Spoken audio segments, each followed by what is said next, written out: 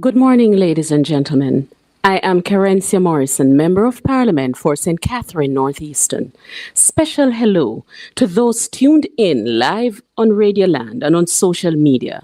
Welcome to this media conference of the Jamaica Labour Party. The Jamaica Labour Party administration continues to place a high priority on advancing the welfare of our nation.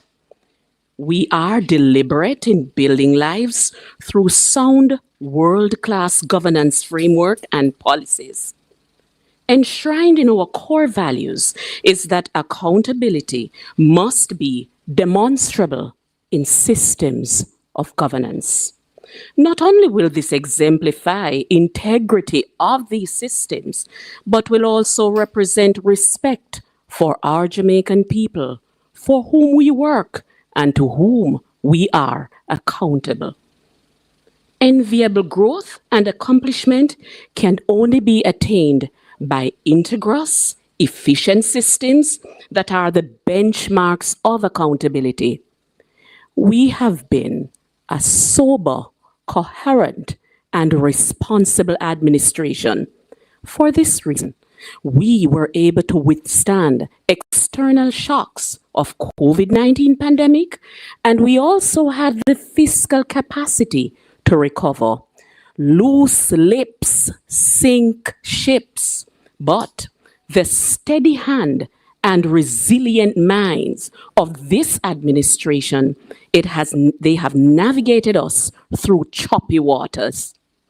Our governance posture is not to run with it.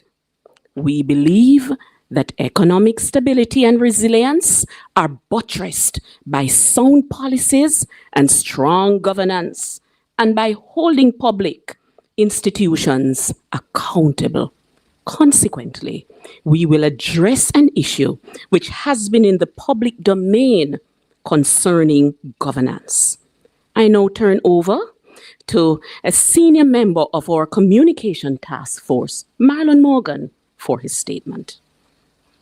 Morning, ladies and gentlemen. Thank you, MP Morrison. Morning again, ladies and gentlemen. Let me thank MP Kerencia Morrison. I must also thank you, members of the media, for joining us this morning. And while I'm at it, I wish also to extend a special welcome to my Jamaican brothers and sisters who are tuned live to this media conference, and for those who will, of course, catch it delayed. Based on the constitutional due date, the people of Jamaica will be called upon to elect members of parliament and determine who forms government at some point during the course of calendar year 2025. By all indications, the upcoming general elections will be among the most consequential yet in Jamaica's recent history.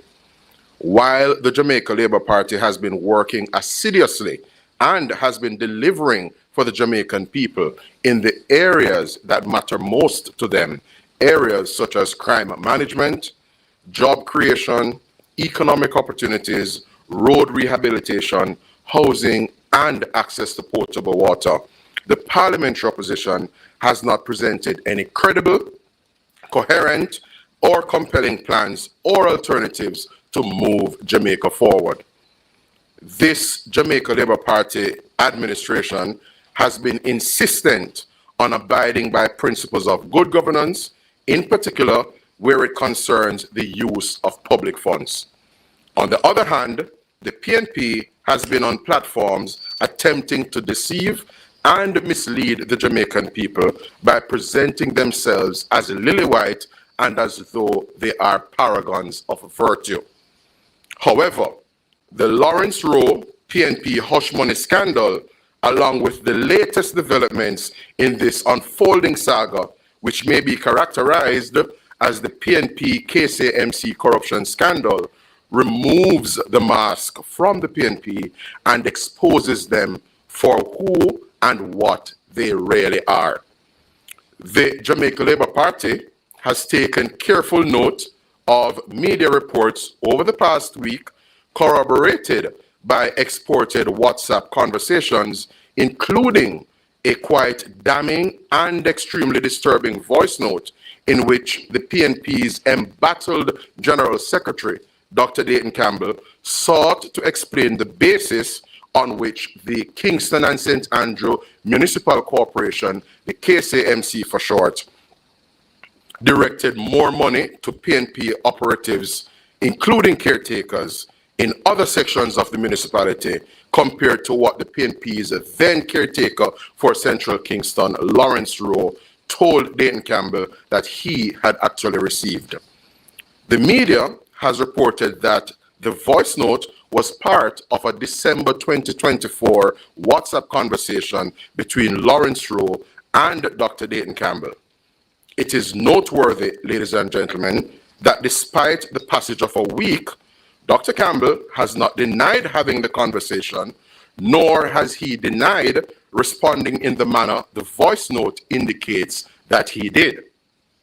It is important to note that in the WhatsApp conversation, the PNP then caretaker, Lawrence Rowe, directly questioned the embattled PNP General Secretary, Dr. Dayton Campbell, as to why some PNP political operatives received more money from the KCMC, including sums amounting to $500,000 relative to the $300,000 which Lawrence Rowe told Dayton Campbell that he had received.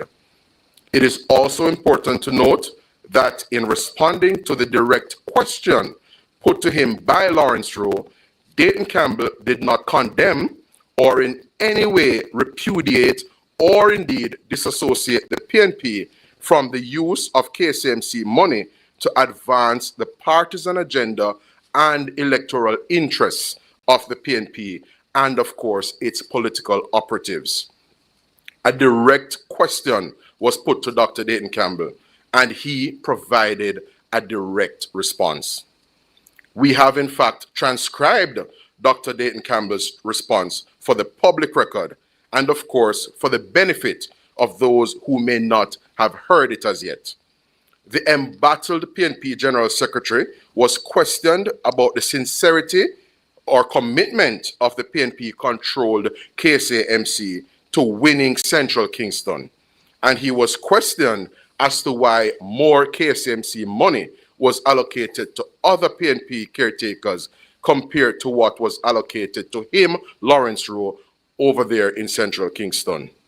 In direct response to the question put to him by Lawrence Rowe about the distribution of funds by the KCMC, Dr. Dayton Campbell may be heard in his own voice saying, and I'm quoting here now, "I can tell you why that happened. It's because they put more money in the two divisions that we're going to have by-elections in. So you're going to have a by-election in Chancery and you're going to have a by-election in Denham Town. So they put some more money in the two divisions that are going to have the by-elections." And we are now going to hear in Dr. Campbell's own voice what he said in that 17-second voice note. I can tell you why that happened.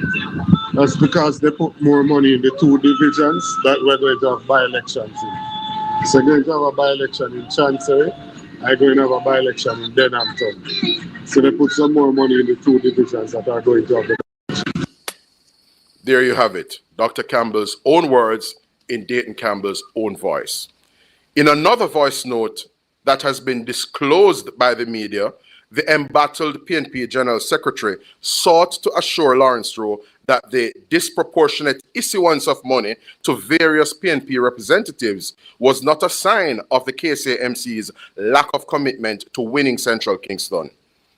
It is the Jamaica Labour Party's considered view, and we are confident that well-thinking Jamaicans will concur with us, that the response from Dr. Dayton Campbell was disgraceful, repugnant, scandalous, and quite frankly, unacceptable, and that the PNP KCMC corruption scandal warrants strong and decisive action against him, as he, in his capacity as PNP General Secretary, has ultimate responsibility for the party's political activities and electioneering, and indeed how they are sustained. To be very clear, we make no allegation of personal malfeasance concerning the embattled PNP General Secretary, Dr. Dayton Campbell. However, what is clear and incontrovertible is that based on messages at hand and messages that are widely publicized, when asked about the inappropriate use of KCMC monies to distribute to PNP political representatives, Dr. Dayton Campbell responded directly to the inquiry in voice, explaining why that was happening, and in the same breath, he referenced upcoming by-elections, those of course being in Denham Town Division and of course the Chancery Hall Division. We find Dr. Campbell's response both unbecoming and unacceptable, and must point out that it falls woefully short of what is required of the CEO of a major political party in Jamaica, and of course a commissioner of the Electoral Commission of Jamaica. In fact, the response suggests systematic, inappropriate conduct by the political party of which Dr. Dayton Campbell is a leading member. The Jamaica Labour Party also notes that other apparent WhatsApp conversations have been reported on by the media, which appear to corroborate what Lawrence Rowe alleged in conversations with Dr. Dayton Campbell. In those messages, a former PNP councillor who now serves as an administrative staffer to Kingston Mayor Andrew Swaby told Lawrence Rowe to collect the same sum Rowe referenced in conversation with Dr. Dayton Campbell, that of course being 300,000 Jamaican dollars. Mayor Swaby's administrative staffer told Lawrence Rowe that he should note that the money being made available to him is, and I quote, not for public knowledge. This entire PNP KCMC corruption scandal strongly suggests that the opposition PNP as an institution has resorted to using taxpayers' money to fund its political campaign activities and to line the pockets of its political operatives, including unelected PNP representatives. And they are doing so all in their vulgar, despicable, and desperate pursuit of power. Our information is that millions of dollars were expended by the KCMC in this inappropriate and repugnant manner. In light of the foregoing observations and this deepening KCMC PNP corruption scandal, as we have good reason to believe there is more yet to come on this matter, the Jamaica Labour Party is calling for the following. 1. The immediate resignation of Dr. Dayton Campbell as a commissioner of the Electoral Commission of Jamaica, ECJ. He is to also resign from the shadow cabinet as he substantively serves as the opposition spokesman on agriculture and fisheries. And he's also to resign as PNP General Secretary. It is important to note that the Electoral Commission of Jamaica is a well-respected and highly acclaimed institution here in our country. It is guided by principles which inherently run counter to the use of state resources in the manner in which Dr. Dayton Campbell was explaining to Lawrence Rowe in that now infamous voice note, and indeed the screenshots of those WhatsApp messages. Dayton Campbell must resign immediately. Number 2, we demand that the mayor of Kingston, who is also the chairman of the KCMC, specifically respond to assertions in the public domain that a KCMC official was in central Kingston in December 2024 issuing money to influential PNP activists, and that the KCMC is being systematically used to corruptly fund the PNP's political and electoral activities, and of course, to line the pockets of its party operatives, including unelected PNP political representatives. We find a statement issued last week by Mayor of Kingston, Mayor Swaby, on the matter to be indirect. He was evasive, and his statement was grossly inadequate. Mayor Swaby must tell Jamaica whether his political boss, Dr. Dayton Campbell, was inaccurate when Campbell told Lawrence Rowe that the KCMC was distributing taxpayers' money on a partisan basis and to shore up the electoral pursuits of the PNP. If Mayor Andrew Swaby cannot, within 24 hours, provide adequate, credible, and definitive clarity concerning this specific matter, he too must resign and step aside as Mayor of Kingston and the Chairman of the Kingston and St. Andrew Municipal Corporation. Point number 3, the Jamaica Labour Party is aware of word concerning the existence of additional video and audio tapes involving PNP officials and operatives discussing the inappropriate use of public funds from the KCMC to line the pockets of PNP caretakers and to fund their political activities. The Jamaica Labour Party, and indeed well-thinking Jamaicans, insist that PNP President Mark Golding tells the country whether he was aware of what is being exposed as the PNP's inappropriate use of state resources to fund its election campaign activities. Mark Golding must tell us what, if anything, he has done about it to date. And he should not tell us to ask the PNP. Point number 4. In the event that Dr. Dayton Campbell does not resign as ECJ Commissioner, Opposition Spokesman on Agriculture and Fisheries, and the PNP General Secretary, the People's National Party President Mark Golding should act in a timely and decisive manner by ensuring that Dr. Dayton Campbell, his embattled General Secretary, is separated from the 3 reference posts ASAP. Point number 5.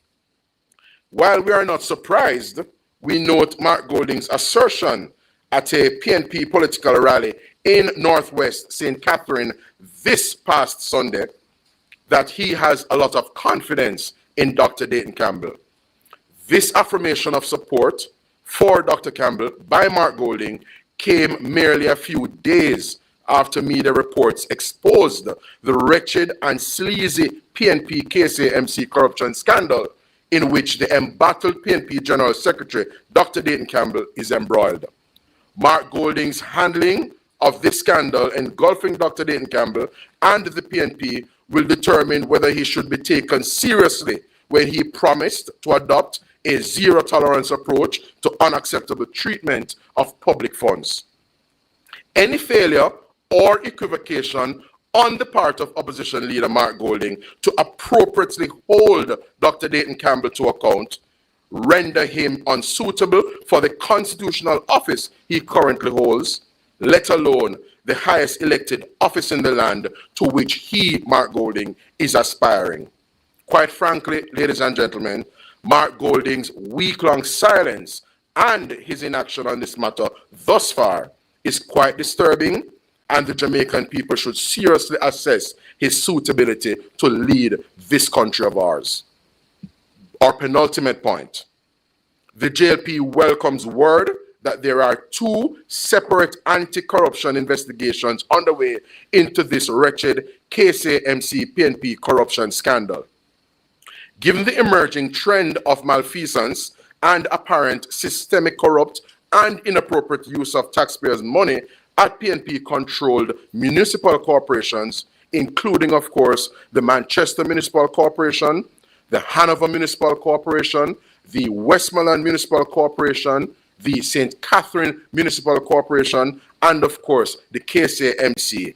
The Jamaica Labour Party, like all well-thinking Jamaicans, are calling for the immediate and urgent audit by the Auditor General of all these municipal corporations controlled by the PNP, in particular, of course, the KCMC.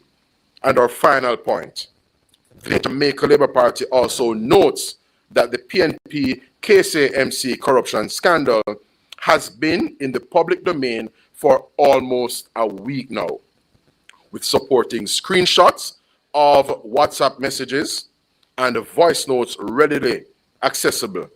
However, to date, we are not aware of any statement issued by our usually vocal and vociferous civil society groups, which of course profess and assert that they are non-partisan and that they are vanguards, essentially watchdogs on matters concerning integrity, corruption, accountability in public office, and of course, lawful use of taxpayers' money. We trust that our usually vocal civil society groups will find their voice and address this sordid and scandalous PNP KCMC corruption scandal as a means of reassuring the onlooking public and, of course, promoting and upholding accountability in the use of public funds and by those who preside over public funds. That brings us to the end of the opening statement. Ladies and gentlemen, I thank you.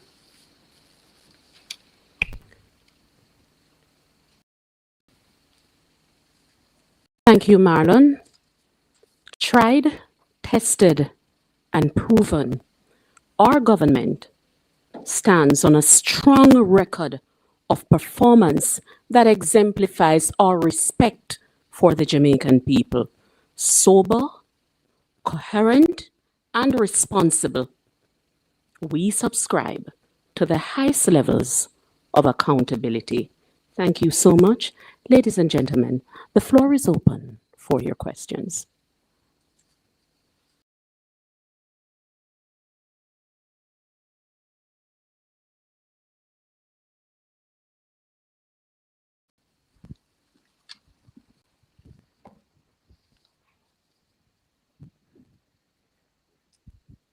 Good morning, Kimon Francis from the Gleaner. Who are the two investigating bodies?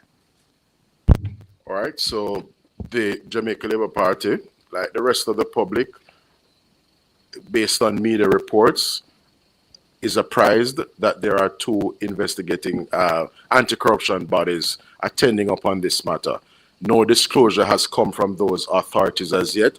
They are, however, the competent authorities in relation to undertaking a detailed, professional, and comprehensive probe into a matter such as this, and we trust that at an appropriate juncture, a disclosure will be made by those respective anti-corruption investigating bodies as to the progress of their investigations, and of course to just confirm to the public that they are in fact embarked on a probe into this sordid KCMC corruption scandal.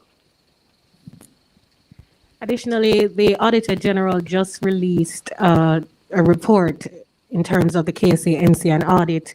Are you calling for her to go back and audit again?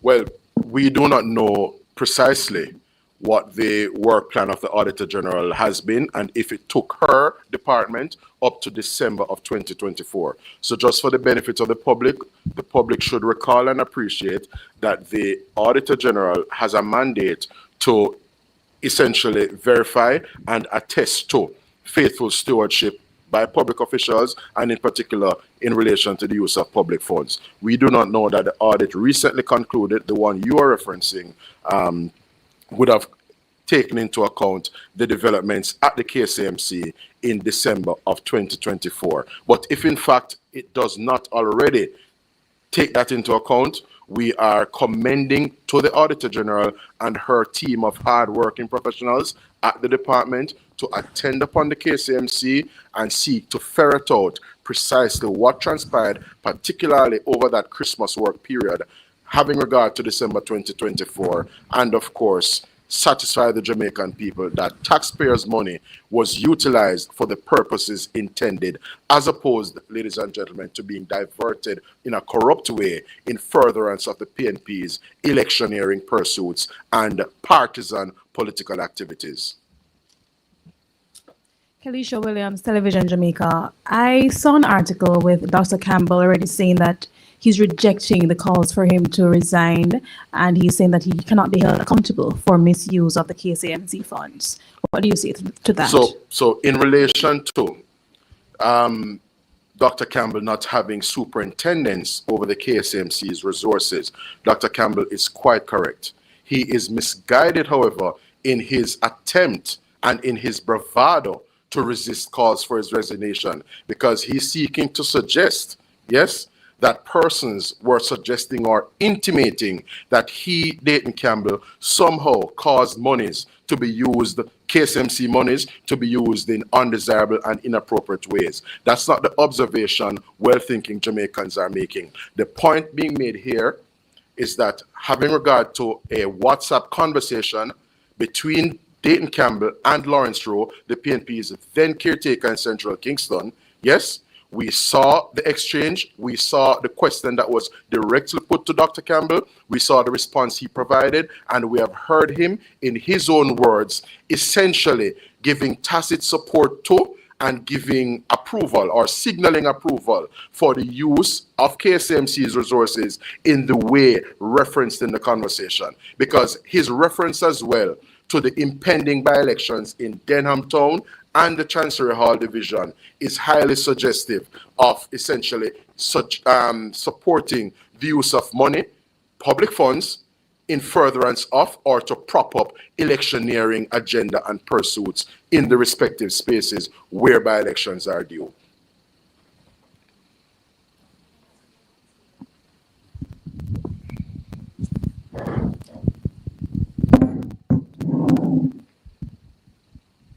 Kimon again from the Gleaner. The KCMC has said that it does not issue cash. If this is so, would this scandal not implicate administrative staff at the municipal corporation as well?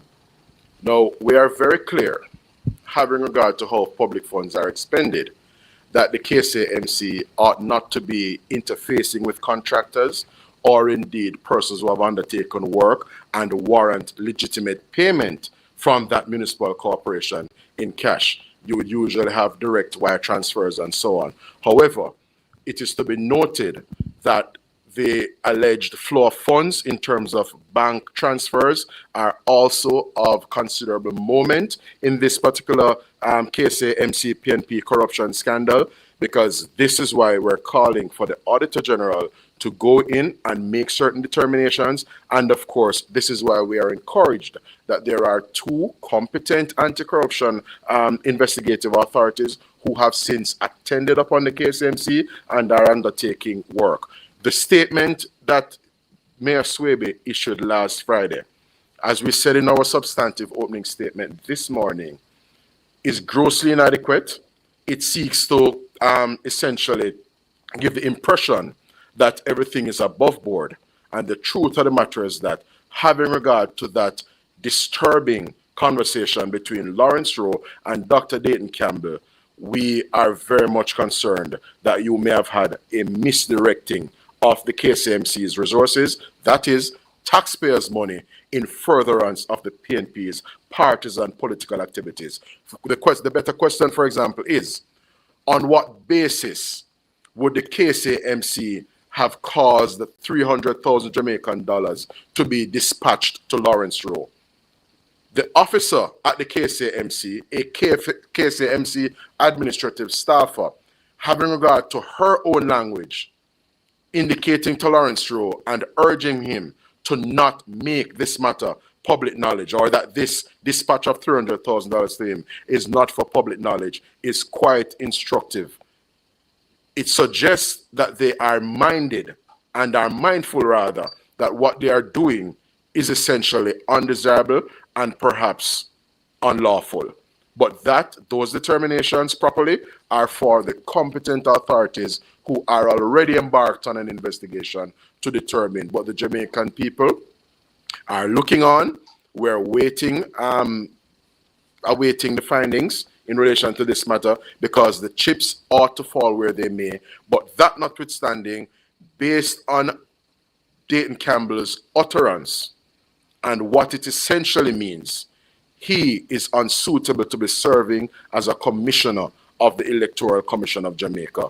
He is unsuitable to be serving as spokesperson on agriculture and fisheries, because the parliamentary opposition are essentially auditioning to form government in Jamaica. Dayton Campbell is essentially an alternative to the incumbent Minister of Agriculture, Fisheries and Mining.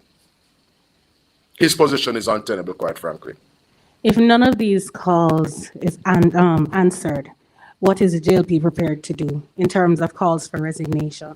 So just to be very clear, 2 Sundays ago at a political rally in Western St. Mary, where the PNP sought to present a particular gentleman as its designated standard bearer, Mark Golding, and it was reported, came on in your Gleaner newspaper, gave a certain assurance to the public in indicating, among other things, that he is not in the hanky-panky business. He will not be countenancing, as it were, the hanky-panky business. So he sought to assure the Jamaican people that even as opposition leader, and I dare say if he were to be elected to that higher office, that he would have a zero-tolerance approach and a no-nonsense stance on the matter of corruption. Now, the truth of the matter is that having regard to what we are seeing unfolding in this PNP KCMC corruption scandal, the two things cannot reconcile.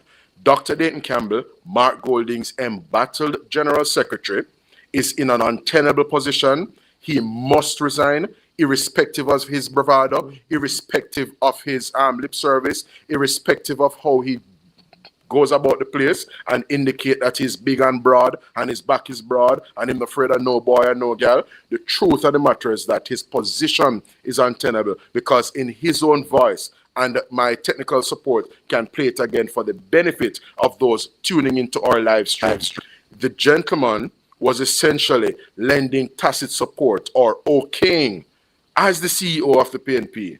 Yes? Something that is not intended in terms of the use and the channeling of public funds. So Mark Golding cannot, ladies and gentlemen, on the one hand, signal that he has a no-nonsense stance in relation to things that are hanky-panky business, such as what is emerging in this PNP KCMC corruption scandal, and on the other hand, lend succor to his embattled General Secretary. He is either fish or fowl. He must either put up or shut up. Mark Golding cannot be all things to all men, and he cannot have two masters in this instance. He either has to have integrity in public office being his master, or he may elect to support and stand in solidarity with his embattled General Secretary, which goes against the grain of integrity and probity in public office, and certainly in relation to use of public funds.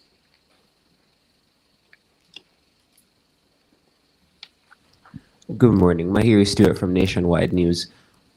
I do remember Senator Abka Fitzhenley bringing up some of the points you brought up a while ago regarding calling for Dayton Campbell to resign from the ECJ. And in response, I remember Opposition Senator Donna Scott Motley highlighting that she says that there's corruption on both sides.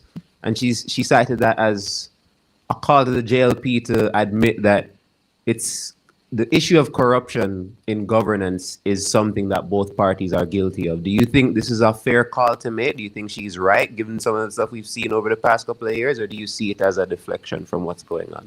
I see it precisely as a deflection from the germane point and issues that are on the table. There is no doubt, Mahiri, listeners, viewers, that Jamaica has been beset by the scourge of corruption over several decades. And it is for this precise reason why the governing Jamaica Labour Party is committed to supporting anti-corruption efforts, supporting the fight to prop up our institutions insofar as ferreting out corruption, detecting corruption, and holding persons who are corrupt to account. The respective budgets of the Integrity Commission have increased over the past few financial years, and the government has stood in solidarity in terms of providing the financial resources to one of our premier integrity outfits in the country, because we are committed to the fight against corruption. And as you have seen throughout the life of this Jamaica Labour Party administration, since forming government in March of 2016, we have had allegations of corruption. We have had instances which fell short of the standards and ideals of conduct in public office. And what we have and what we can say definitively is that action has been taken by the Jamaica Labour Party and its leader, our Prime Minister, Dr. the Most Honorable Andrew Michael Holness, in those respective regards. There are persons who would have served in a previous dispensation as even ministers of government, and you have had action taken signaling our no-nonsense approach in relation to corruption. And of course, we do not interfere where there are respective probes going on and investigations going on, because we are firmly committed to ushering in a Jamaica where the citizenry and yourselves as practitioners in media can be assured, yes, that we are entirely committed to the fight against corruption, because any misdirecting or malfeasance in relation to public funds diverts money from intended purposes, such as the building out of water systems in communities, putting more JUTC buses on our roads, purchasing motor vehicles for our police to facilitate their mobility, and of course, fixing our roadways so that all of us can drive on a better and more fit for purpose network of roads. Yeah, and second question, you did mention at the end about civil society and what you've described as their silence on the matter. If we were to look back at, let's say, just for a decent time frame, let's say the past year, how would you gauge the Jamaica Labour Party's confidence, rather, in civil society in terms of how much they speak on matters regarding corruption and issues of allegations of bad governance, let's say over the past year? Well, in this specific instance, Mahiri, listeners, viewers, we have not seen where any of our usually vocal civil society groups have, established or asserted a presence on this particular issue, that being the PNP KCMC corruption scandal. Yes, that notwithstanding, we recognize the work of our non-government organizations. We appreciate the work of civil society groups, because they serve to hold public officials to account, and they serve to essentially ensure that public funds are used in matters that are, intended, because any diverting of those funds, as I said earlier, robs the public coffers, robs the consolidated fund of resources that should be doing the things that will advance and benefit the lives of the Jamaican people. And so, insofar as their own stewardship, we leave the public to judge the degree to which civil society groups have been effective. But one of the observations we have to make is that we want our watchdogs, we want our civil society groups to be seen, yes, to manifestly appear to all stakeholders in Jamaica as being on the ball on all the issues that merit their voice and, of course, their advocacy. It should not appear to onlookers and even practitioners in media like yourselves as though they are particularly vocal where issues concerning one political party emerge, and are less vocal where issues concerning another political party emerge. We need to have them operating in optimal ways and being as vociferous and as strident in their advocacy across the board, so that the confidence that is reposed in them by the Jamaican people does not wane or is not eroded in any way, shape, or form. And maybe not last question, but for now, I see beside you, you have two MPs, one of which is in a constituency that seems to be the heart of this controversy.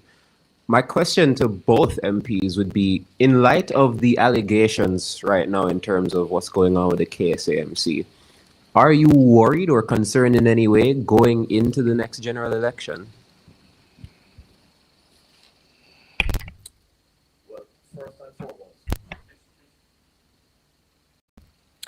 First and foremost, I must state that I find the recent developments to be of much concern. In my view, it is a flagrant threat to our democracy. And so it is an issue that we have been addressing here. We call upon civil society to address it. The residents of Central Kingston have taken note.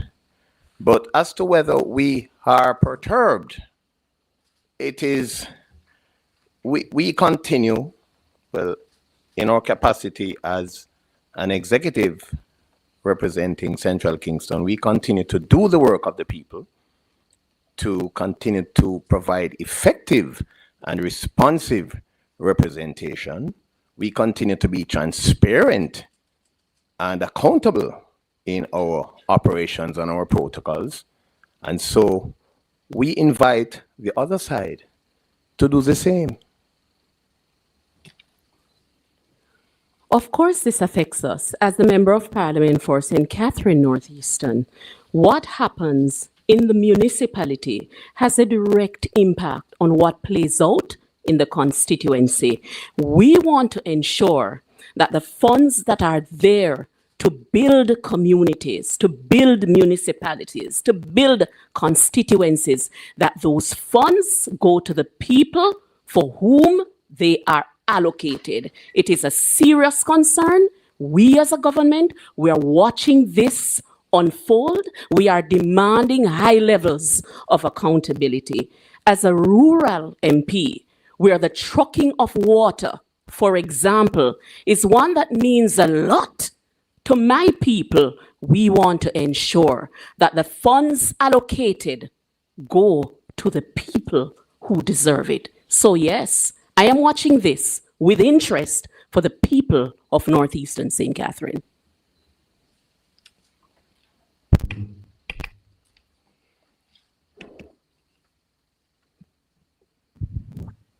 Kalisha Williams again, Television Jamaica. I have about 3 quick questions. Shifting gears a bit, how do you respond to concerns in Central Clarendon about the proposed candidacy of Delroy Williams as a replacement for Mike Henry? I understand there's someone else who they would prefer for the job, and as well as North Central St. Andrew, that's Carl Samuda. When will you find a replacement, and when will it be decided who will be run for the upcoming elections? And then finally, how do you respond to suggestions and concerns as well that the JLP is losing ground and that the PNP will likely win the elections? Thanks. All right, thank you for those questions, Kalisha. May I just take the opportunity to indicate, though, that at this press conference and our interface this morning is seeking to touch and concern matters of governance, particularly as it relates to this unfolding PNP KCMC corruption scandal. And so soon as the Jamaica Labour Party settles its seats following the exercise of consultations on which it is currently embarked, the media will be alerted to those. But all members of the party who are in good standing are able to pursue their ambitions in terms of offering themselves to serve. That is welcome. We are, uphold the fine traditions of the party in terms of democracy in that regard. And as I said, in a matter of weeks, the determination will be made as to who our standard bearers are, and you as practitioners in media will be so apprised in the days and weeks ahead. Thank you. Ladies and gentlemen.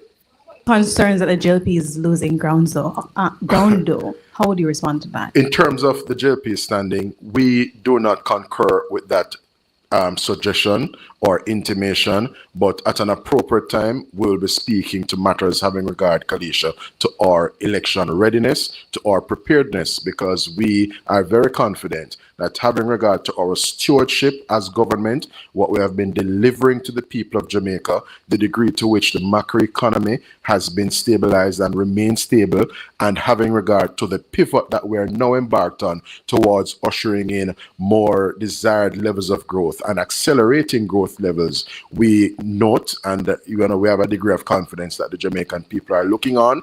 They're discerning, and notwithstanding those who have no plans and intend to come and tax the people, our own program of work will speak volumes, and we will continue to communicate our program. But at an appropriate time, we'll be dealing with matters pertaining to electoral prospects and outlook, and we trust that you'll be joining us for those respective fora. Thanks.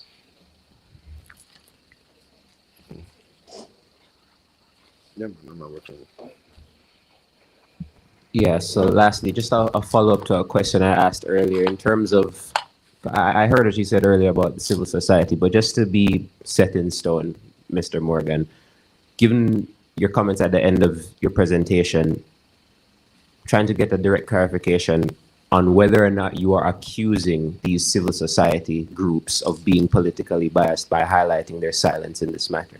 Not in the least bit, Mahiri. In fact, when I communicate, I seek to be very clear.